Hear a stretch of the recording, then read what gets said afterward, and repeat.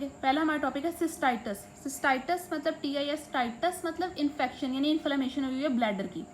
वो होगी तो अर्जेंसी, बार बार आपको जब अर्जेंसी फील होगी यूरिनेशन की। फ्रीक्वेंसी बहुत ज़्यादा फ्रीक्वेंटली आएगा। डिसयूरिया, पेनफुल यूरिनेशन होगी। सुप्रा प्यूबिक रीजन के अंदर पेन होगी। मतलब कि एक तो आपको जो है वो यूरिनेशन थोड़ी थोड़ी देर बाद हो रही है, आपको हमेशा अर्जेंसी फील हुई जा रही है, अभी आप यूरिनेट करके और आपको लग रहा है दोबारा, और बार बार आपको बहुत ज़्यादा फ्रीक्वेंसी फील हो रही है। डिसयूरिया हो रहा है आपको, पेन भी हो रही है, इचिंग वगैरह, सुप्रा प्यूबिक पेन। लेकिन एक और चीज़ जो बहुत इंपॉर्टेंट है कि ऐसी पहली ऐसी इन्फेक्शन है जिसके अंदर हमारे पास कोई सिस्टेमिक साइन नहीं है, नो फीवर, ठीक है, ये फीवर वगैरह हमारे पास जो ऐसी कंडीशन जो वो नहीं है।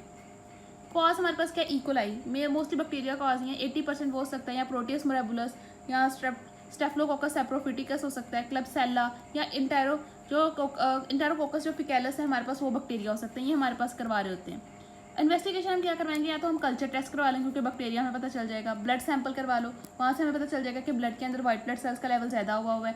यूरिन एनालिसिस करवा लो, यूरिन के अंदर हमारे पास कोई कास्ट आ रही है, या फिर हमारे पास जो है हिमाचूरिया भी आ सकता है, ब्लड वगैरह, कोई ऐसी कोई चीज़ तो नहीं है, कोई वाइटिश कास्ट वगैरह ये वो। उसके बाद डिप्स्टिक एक मेथड है, उसके जरिए भी हम जो वो चेक करवा लेते हैं। तो ये हमने सारी इन्वेस्टिगेशन करवा लेनी है।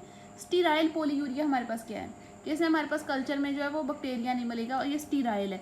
क्यों? क्योंकि हमारे पास डिफरेंट बैक्टीरिया की वजह से हो रहे हैं, नजीरिया गुलेरिया या फिर क्लेमीडिया ट्रिकोमोनास की वजह से हमारे पास जो पोलीयूरिया होता है उसको स्टीराइल पोलीयूरिया कहते हैं। ट्रीटमेंट क्या है, हमने एंटीबायोटिक्स देनी है, जैसे जिप्रोफ्लॉक्सासिन, ऑक्सीफ्लॉक्सासिन और लिवोफ्लॉक्सासिन। अगर प्रेगनेंसी है तो हमने नाइट्रोफ्यूरेटन देनी है, या फिर हमारे पास जो है वो ये होती है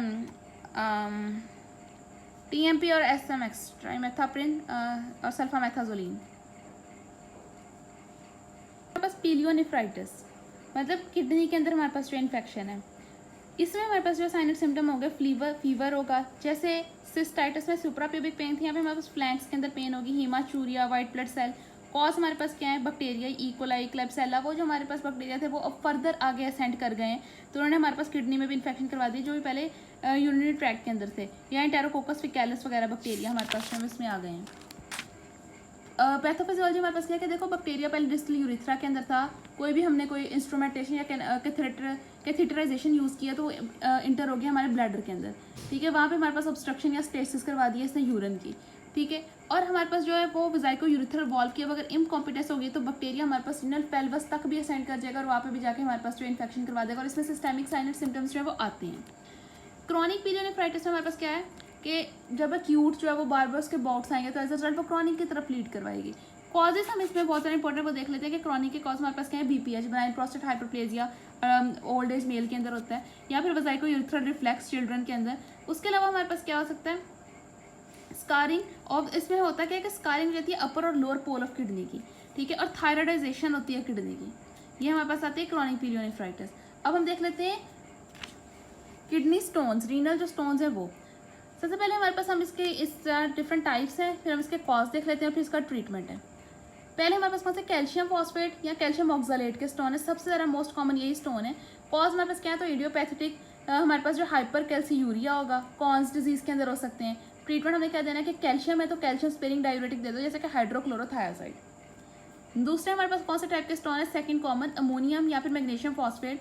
ये हमारे पास कॉज का क्या है, बैक्टीरिया जो कि हमारे पास यूरिएस वगैरह रिलीज करवा रहे होते हैं, जैसे प्रोटियस मोरेबुलस हो गया, ठीक है, जो कन्वर्ट करवाते हैं यूरिया को अमोनिया के अंदर, तो अमोनिया का लेवल ज़्यादा बन जाता है, और ये अमोनिया या फिर मैग्नीशियम फॉस्फेट के स्टोन है। इसमें हमारे पास एक इंपॉर्टेंट साइन आता है जो होता है स्टैग हॉर्न कैलकुलाई, हमारे पास पड़े होते हैं, और हम स्टोन को रेडिकेट करवाते हैं सर्जरी के थ्रू। लास्ट में हमारे पास आते हैं यूरिक एसिड के स्टोन्स। ये हमारे पास क्यों बनते हैं, एसिडिक पीएच है, गाउट डिजीज़ के साथ अगर एसोसिएट हो गए हैं, या जिसमें हमारे पास जो, या फिर हमारे पास जो हेल्पर जो कैल्सीयूरिया है वो हमारे पास आ गया, या हाइपर यूरिसीमिया आ गया है, हाइपर यूरिसीमिया, ठीक है, तो हमारे पास यूरिक एसिड के क्रिस्टल बनेंगे। एसिडिक पीएच है तो हम अल्कलाइनाइजेशन करवा देंगे। गाउट है तो हम जो एलोप्यूरानोल जो वो ड्रग जो है वो दे देंगे, और as a drug renal stone हमारे पास ठीक हो जाएंगे। ये हमने बता दी इसके डिफरेंट टाइप्स, ये कॉजेज बता दिए, इसके ट्रीटमेंट्स बता दिए, ठीक है। अब